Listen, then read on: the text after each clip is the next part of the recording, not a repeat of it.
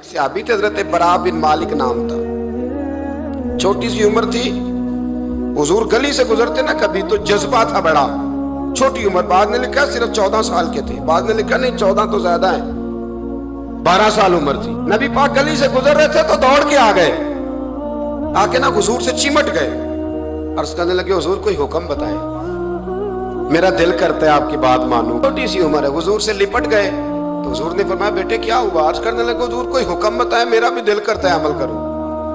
تو حضور نا چھوٹے چھوٹے کام بتاتے ہیں، دکان سے، یہ بچوں کو یہی بتانا ہوتا ہے نا، دکان سے لے آ، یہ کر دے، فلاں کو بلا لے، لیکن حضور ان کی غیر موجودگی میں ان کا ذکر بڑا کرتے۔ ایک دن کچھ لوگ کہنے لگے حضور بڑا ذکر کرتے ہیں پر وہ کرتا تو چھوٹے موٹے کام ہے بچہ۔ تو نبی پاک نے ایک دن ارادہ کیا کہ ان کو تجربہ نہ کرائیں کہ وہ پیار کتنا کرتا ہے۔ رسول کریم فرمانے لگے میں جو کہوں گا کرو گے؟ حضور کروں گا۔ فرمایا جاؤ اپنے باپ کی گردن کاٹ کے لاؤ۔ وہ دوڑے۔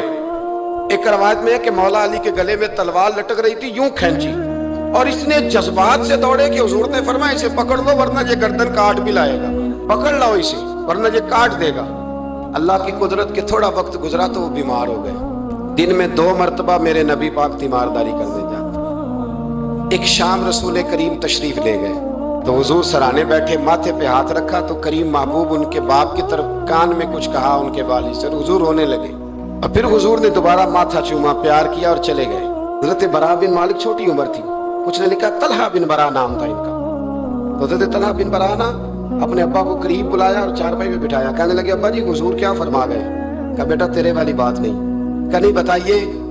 کہا نبی کریم علیہ السلام نے فرمایا کہ شام کو نا میرے طلحہ کا انتقال ہو جائے گا اور جب اس کی روح پرواز کر جائے تو مجھے خبر کرنا، میں آ کے جنازہ پڑھاؤں۔ ٹھنڈ بڑی تھی، مدینے میں ٹھنڈ بڑی تھی۔ حضرت طلحہ نے نا اپنے باپ کا ہاتھ پکڑا اور اپنے سینے پہ رکھا، کہنے لگے ابا حضور تو جو فرما گئے پر میری وصیت یاد رکھنا، نبی پاک کے دین کا قانون یہ ہے کہ جب کوئی انتقال کر جائے تو جلدی دفن کرو، اس طرح کرنا رات کا وقت ہوگا، جب میرا انتقال ہوگا تو فوراً غسل دے کے نا دفن کر دینا، نبی پاک کو خبر نہ کرنا، نہ بتانا، عمر دیکھو اور بات دیکھو۔ کہا حضور کو کیوں نہیں بتانا، حضور خود فرما کے گئے ہیں۔ تو کہنے لگے رات کا وقت ہوگا تو جن گلیوں سے حضور نے گزر کے آنا ہے نا وہ یہودیوں کے محلے ہیں، ایسا نہ ہو کہ میرے جنازے کی وجہ سے کوئی یہودی میرے نبی کو تکلیف دے دے، میرے جنازے کی وجہ سے۔ میرے رسول کریم علیہ السلام کے غلاموں نے دیکھو انداز محبت کیا بیان فرمایا، کہا نبی پاک کو تکلیف نہ ہو میری وجہ سے، میرا جنازہ خود ہی پڑھ کے مجھے دفن کر دینا۔